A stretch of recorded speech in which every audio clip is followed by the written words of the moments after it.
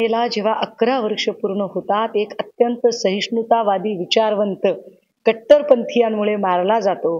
पण कट्टरपंथीयांचा विचार संपत नाही. आपण जर बघितलं असेल नाशिकमध्ये ज्या पद्धतीने धर्मविद्वेषी वक्तव्य करणाऱ्या रामगिरी नावाच्या व्यक्तीच्या पाठीशी जर स्वतः मुख्यमंत्रीच उभे राहत असतील, तर कट्टरपंथीयांचा विचार हा असाच फोफावत राहील. पुन्हा भविष्यात एखादा दाभोळकर होऊ नये यासाठी कट्टरपंथीयांचा बंदोबस्त काय करणार आहात हे एकदा सरकारने सांगण्याची गरज आहे. कारण काल परवा पुन्हा भिडेंचं जे वक्तव्य आहे ते कट्टरपंथीय म्हणून आणि जात विद्वेषक ते वक्तव्य आहे, त्यामुळे त्या सगळ्यांचा विचार केला गेला पाहिजे. मला काय वाटते माहितीये का, तुम्ही अमुक एक त्याच्या नावावरून, त्याच्या जातीवरून, त्याच्या धर्मावरून सिलेक्टिव्ह होऊ नका. कायदा सगळ्यासाठी सारखा आहे. According to article 14 everyone is equal before law.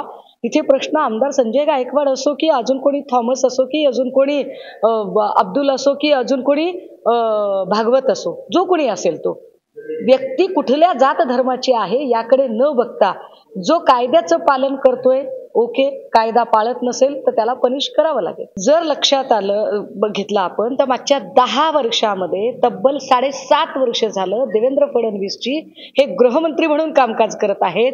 पण गेल्या 7.5 वर्षामध्ये महिला अत्याचाराच्या घटना सर्वाधिक झाल्या आहेत. अशा सगळ्या परिस्थितीमध्ये जर खरंच सत्तेचा मोह नाहीये आणि वारंवार गृहमंत्री म्हणून अपयशी ठरत असतील तर देवेंद्र फडणवीस साहेब आपण राजीनामा का देत नाही आहात? कारण 7.5 वर्षाच्या कारकिर्दीमध्ये कायद्या सुव्यवस्थेचा संपूर्णतः बोजवारा उडाला आहे. मग ते पोर्शेकारचं प्रकरण असेल, वरळीतल्या मिहीर शहाच्या पत्नीला ज्या पद्धतीने फरफटत गाडीने नेलं, काय झालं पुढे मिहीर शहाचं त्याचं काहीच कळलेलं नाही अजूनही. या सगळ्या उरणची घटना, पनवेलची घटना, किती घटना आहेत या, किंवा वसईमध्ये दिवसाढवळ्या एका महिलेला रस्त्यावर अक्षरशः गाडीच्या पाण्याने निर्घुणपणे हत्या करण्यात आली. या सगळ्या घटना बघता देवेंद्रजी आपण गृहमंत्री म्हणून सपशेल अपयशी ठरताय. आमची विनंती असेल, महाराष्ट्राच्या आयांची ही विनंती आहे, पालकांची विनंती आहे की आपल्याच्याने झेपत नाहीये, कृपया राजीनामा द्या आणि आमच्या लेकीबाळींच्या सुरक्षिततेच्या हमीचं काय. तुम्हाला जर खरंच लाडक्या बहिणींची काळजी आहे तर बहिणींना आश्वस्त तेव्हाच वाटेल जेव्हा बहिणींच्या लेकीबाळी सुरक्षित राहतील.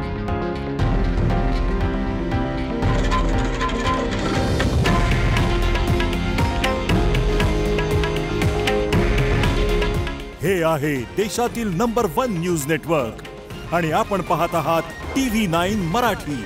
काळजी तुमची, हित महाराष्ट्राचं.